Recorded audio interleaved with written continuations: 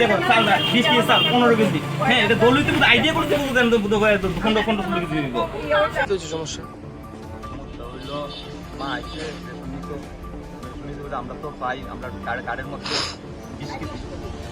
চাল পাই 35 কেজির মধ্যে আমরা আলাদা আলাদা করে নিই চালটা 20 কেজি এখন 15 কেজি এখন তো ওই একটা বছর আমি দিচ্ছে 15 কেজি 20 কেজি পাওয়ার কথা 15 কেজি দিচ্ছে তো আরেকটা বছরের মধ্যে দিচ্ছে 11 কেজি 4 কেজি কম তো তাই না আইসি তাই তো অস্বীকার করতেছে। হ্যাঁ আমার বিশ্বাস হয়ে যায় বলে আমরা চাল দিয়ে দেবো তাই অনেক কমপ্লেন আছে আমরা পাড়ার মধ্যে সবাই বুঝেছি আর আমি আইসি করে তারা তাই পাড়ার নামে অনেক মানুষের চ্যানেলে ব্যবহার করে যে তুমি চাইলে পাল্টাই দেয় না তারপরে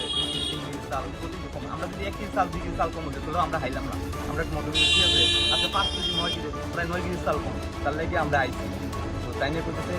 এর লেগে আপনারা ফোন করছি যেখানে দেখতে হয় এমন হলে তো কেমনে চলবো কম না কোন রেশন শপ এটা ওই আমরা এটা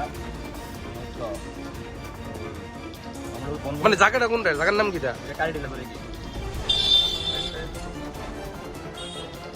আপনার নাম কালীটিলা এলাকাতে একটি রেশন রয়েছে ওটার বিরুদ্ধে গ্রাহকদের রেশন সামগ্রী প্রদানের ক্ষেত্রে ওজনে গরমিলের একটা অভিযোগ এসেছে এই বিষয়ে আপনাদের তরফ থেকে কি ব্যবস্থা নেওয়া হবে বা কি আমরা রেগুলারই ইন্সপেকশন করি কিন্তু এতদিন ইন্সপেকশন কালে কোনো রকম অভিযোগ আসে রেশন শপটা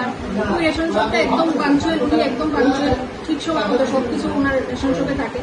আপাতত এখন অব্দি কোনো কমপ্লেন আসে এখন যেহেতু এই অভিযোগটা এসেছে আমরা নিশ্চয়ই ইন্সপেকশন করে দেখবো যে ওনার ওয়েট মেশিনে কোনো গরমিল আছে আর এখন ওয়েট মেশিন যেটা আগের ছিল এটা